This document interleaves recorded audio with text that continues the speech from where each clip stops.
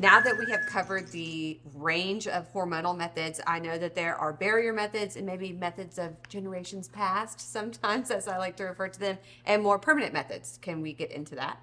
Yeah, absolutely. So I made a list here. Okay. So we don't forget. Tried and true condoms. Now, probably the male condom is going to be the most popular. I think everybody knows about the male condom. Everyone knows about the male condom. This works because if there is no sperm in the vagina that can go up the cervix to fertilize an egg, you will not get pregnant. We're not getting pregnant. Here's the caveat, Mallory.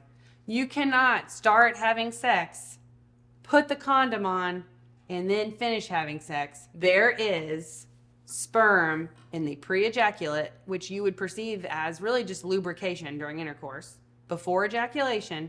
And that's how people get pregnant when they use condoms. And they'll say, oh my gosh, I was using a condom. How did I get pregnant? Well, did you put it on for the entire intercourse? The entirety. If you did not, you're going to get pregnant. Female condom works the same way, but it just goes inside the female partner instead of on the male partner. And should both partners wear one or just one partner? Just one. Thank you. Doubling up on condoms is terrible. Not a good idea.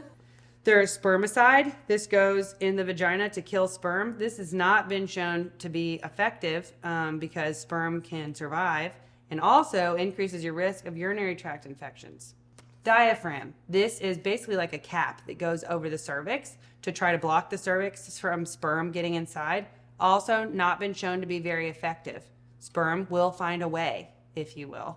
That is its goal. Yes. It's going to make its way past the diaphragm in a lot of situations. And if you reliably don't want to be pregnant, I don't recommend using this. Now, the permanent forms of birth control.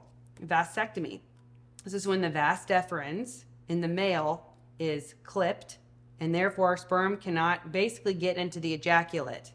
So the male partner will still have an ejaculation, but there will not be sperm in it. It will just be fluid.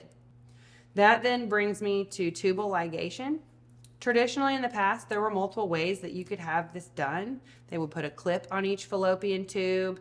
That would then kill part of the tube, but leave pieces of the fallopian tube in place.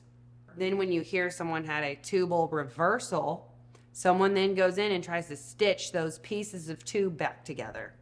It's not always successful, and no type of tubal ligation should be done unless you're 100% sure that you permanently want no more children. And that's far more invasive than a vasectomy. Yes, in order to get to your fallopian tubes, you've got 2 or 3 incisions in your abdomen. You're asleep in the operating room versus a vasectomy is in the office because the scrotum is outside of the male's body. The fallopian tubes are inside of the female's body. And just to cover the myth, the scrotum will remain, correct? Yes, they're not actually removing the testicles. The testicles are there to stay. Physically, the body looks the same. Yes. And what I end up recommending when people want to be permanently sterilized and have fallopian tubes, I just recommend a salpingectomy or removing the tubes entirely. This actually also decreases your risk of ovary cancer because ovary cancer can come from the fallopian tubes. Oh. And if you 100% want no more children, there's no point in me just clipping a piece of the tube. We should just take the tubes out. Take it. Yeah. Thank you. That's a great breakdown.